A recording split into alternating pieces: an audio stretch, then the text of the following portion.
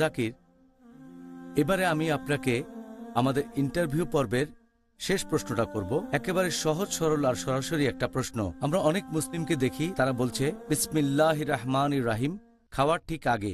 এটা কি সুন্নত? আমি এ ব্যাপারে যতটুকু জানি, কখনো শুনিনি এমন সহিহ হাদিসের কথা।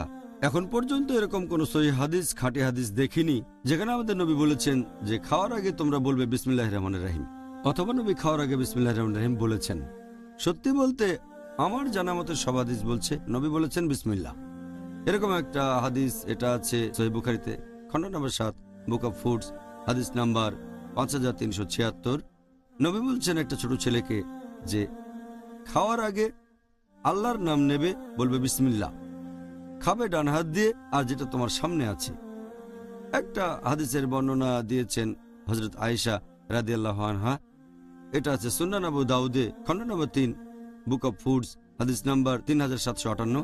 হযরত আয়েশা রাদিয়াল্লাহু আনহা, উম্মুল মুমিনিন রাদিয়াল্লাহু আনহা, তিনি বলেছেন যে যখন তোমরা খাবে শুরুতে বলবে বিসমিল্লাহ, আল্লাহর নামে শুরু করছি। আর যদি খাওয়ার আগে বিসমিল্লাহ বলতে তোমরা ভুলে যাও, তাহলে যখনই মনে পড়বে তখনই বলবে বিসমিল্লাহ আউয়ালু ওয়া আখিরু।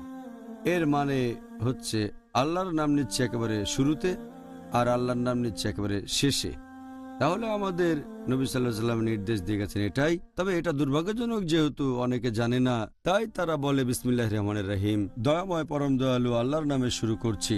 একবার আমি একজন মুসলিম ভাইকে বলেছিলাম এখানে বিসমিল্লাহ হচ্ছে সঠিক শব্দ। সে বলল বিসমিল্লাহির রহমানির রহিম তো আরো বেশি, দয়াময় পরম দয়ালু আল্লাহ তাআলার নামে শুরু করছি, এটা কি বিসমিল্লাহর চেয়ে ভালো না?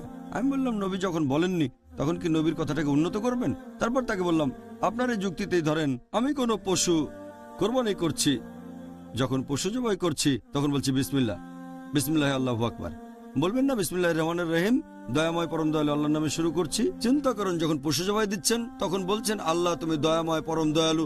দুর্ভাগ্যজনকভাবে অনেক মুসলিমই এটা জানে না, তাই কোরআন হাদিসের কথা না শুনেই নিজেরাই যুক্তি দেখানোর চেষ্টা করে, যেটা মোটেও ঠিক না। আমরা আল্লাহ এবং রাসূলের কথা মেনে চলব। জাযাকাল্লাহ খায়ের। আপনার অকাট্য যুক্তি কোনোভাবেই খণ্ডন করতে পারছি না।